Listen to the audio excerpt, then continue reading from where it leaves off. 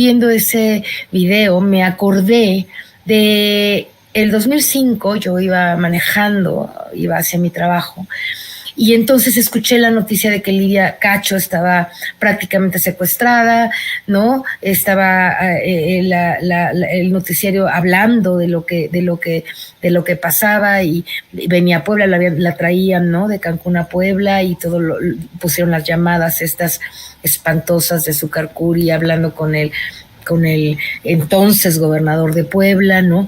Y yo me acuerdo que hasta me detuve en el coche y dije, ¿qué es este país, Dios mío? ¿Cómo puede ser que un funcionario que es el gobernador de un estado esté hablando así con un pederasta, ¿no? Y ahora que hayan agarrado a la periodista, me acuerdo que hasta me detuve impresionada, ¿no?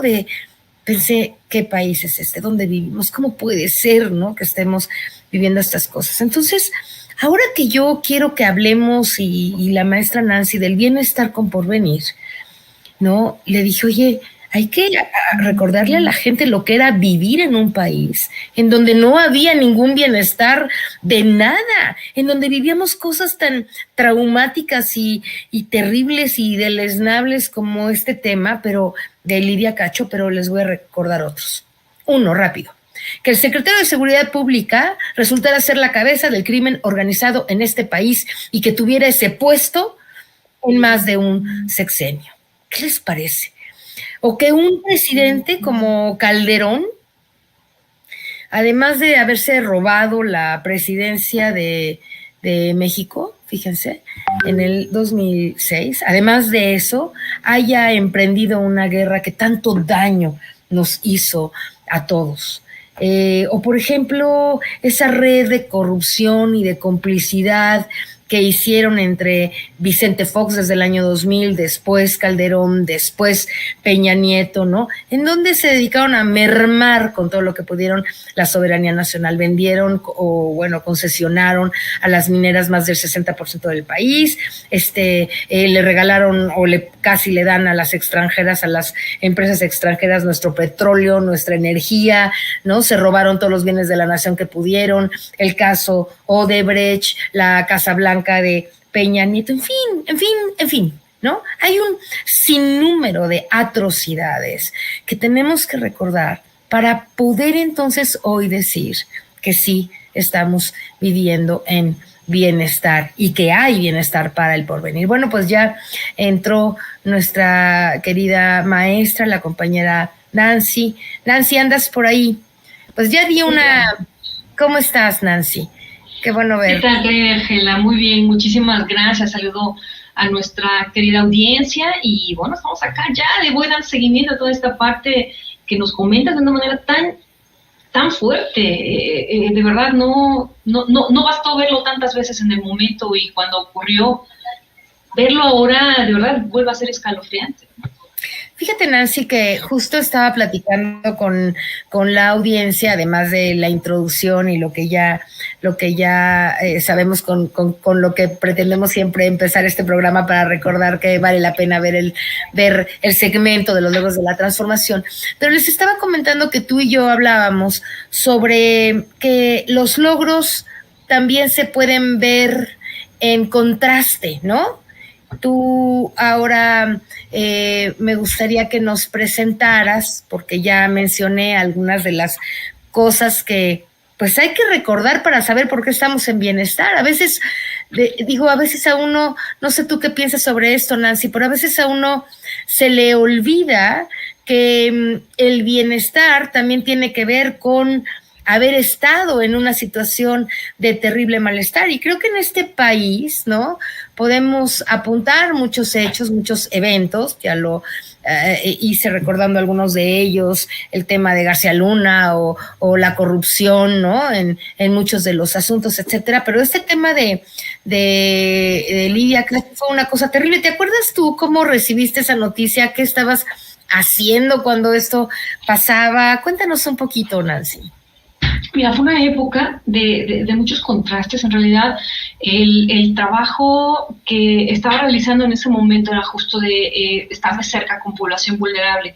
Era justo ver cómo algunas condiciones sociales generaban probabilizaban e incrementaban estos riesgos. Sí recuerdo también el cuestionamiento fuerte en esa época con todos los compañeros comunicadores, que tú tendrás esa línea muy sensible, muy sensible. Y la pregunta de todos en general era, ¿vale la pena mantenerse en lo que uno está haciendo? ¿Vale la pena decirlo, denunciarlo? ¿Vale la pena documentarlo? En algún momento para nosotros como ciudadanos la prensa fue una herramienta extraordinaria.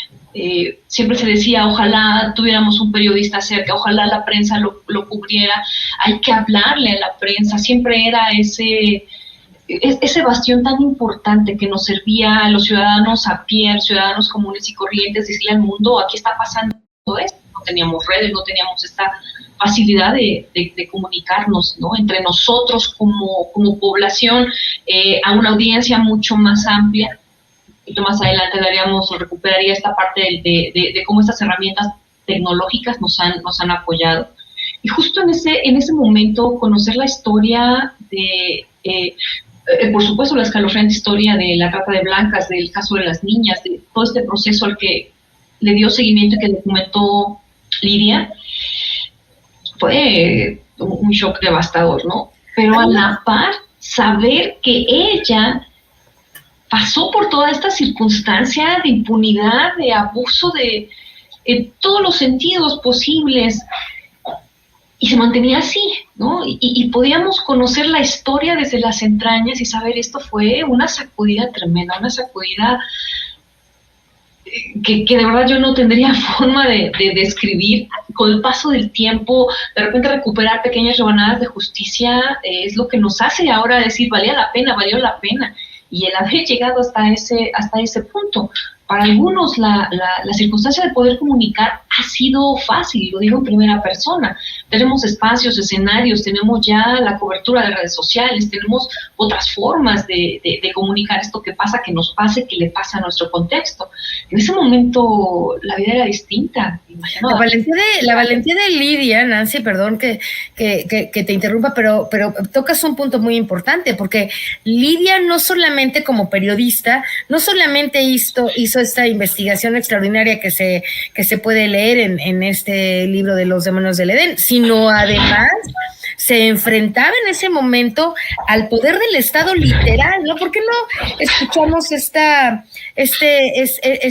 video, audio que encontramos para un poco recordarle a la gente qué se estaba viviendo en este país en el año 2005, justo en los últimos tiempos del gobierno de Vicente Fox? Si estás de acuerdo, querida Nancy.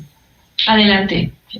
En el 2003, en ese entonces el gobernador de Quintana Roo era Pedro Joaquín Caldwell, descubrí una red de pornografía infantil en Quintana Roo.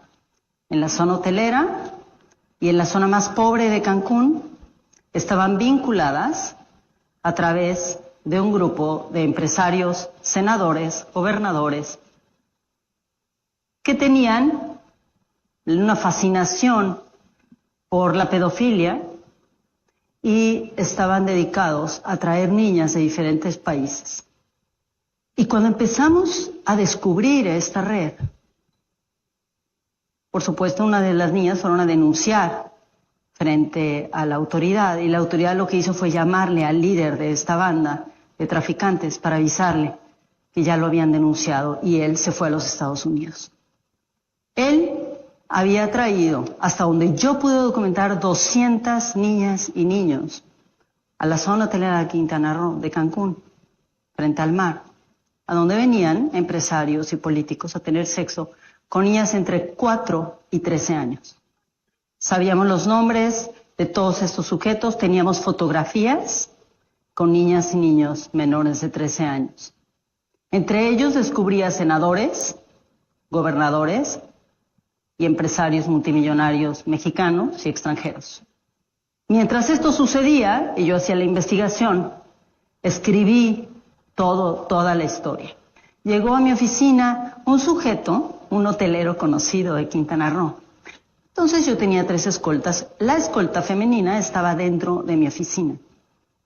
Él entró a mi oficina y enfrente de mi escolta federal me ofreció $1 millón para mi organización. De parte de un hotelero y de un senador mexicano. Me dijeron, mire, usted, señora Cacho, no va a sobrevivir. No va a poder publicar ese libro que quiere publicar.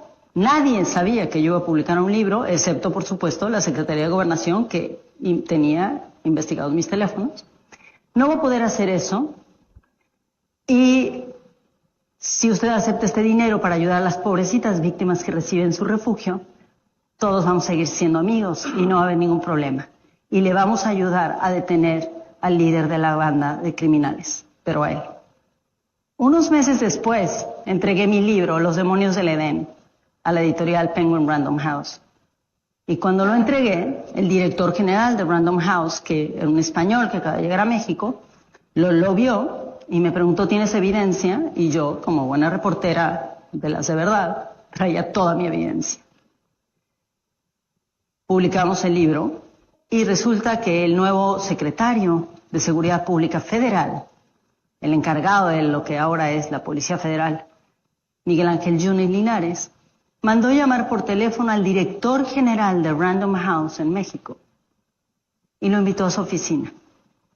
Y lo invitó a su oficina con hombres armados y le dijo que ese libro no podía ser publicado porque él aparecía en el libro. El director de Random House le invitó a que diera su testimonio. Él dijo que no iba a dar su testimonio y que el libro no iba a salir de ninguna manera. Y para ese momento ya habíamos rescatado a 200 niñas y niños. De pronto recibí una llamada telefónica de un joven que hacía radio en Playa del Carmen. Y me dijo, Lidia, me acaban de avisar que hay un grupo de italianos que está explotando a niñas y niños aquí. Me da mucho miedo hacer algo, ¿puedes venir? Y fui. Y encontré a una niña de 5 años que tenía un billete canadiense con un mensaje de amor que le había puesto el hombre que había pagado para poder tenerla y abusar de ella. Entonces seguí la pista del sujeto y el sujeto había llegado por barco. Al mismo tiempo, las leyes norteamericanas habían avanzado ya en temas de trata de personas. Y ya los agentes de ICE estaban deteniendo a sujetos norteamericanos que iban a Tailandia y Camboya.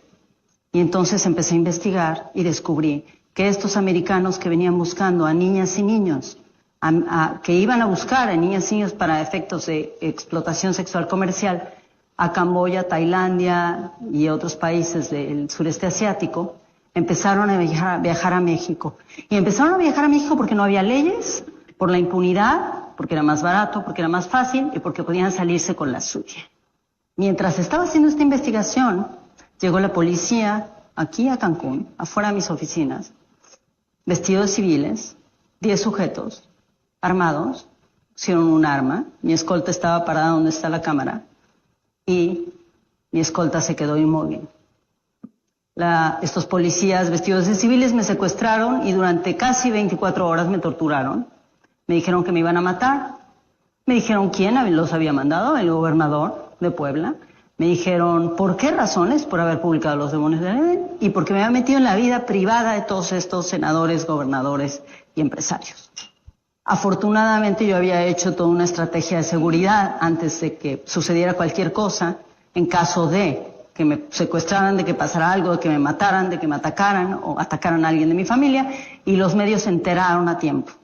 Entonces la policía que me secuestró se vio obligada a llevarme viva a Puebla en lugar de matarme en el camino como me habían prometido si yo no firmaba ahí mismo un documento diciendo que el contenido de mi investigación era absolutamente falso.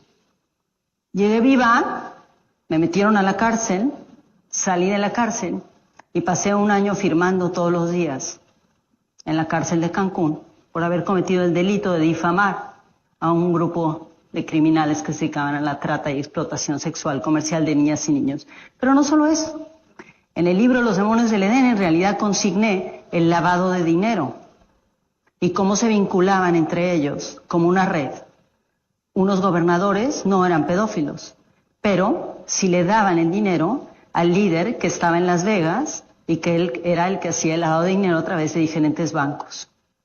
Otros sí eran pedófilos y estaban grabados por Jan Sukarkuri, el líder de la banda, y él los estaba extorsionando.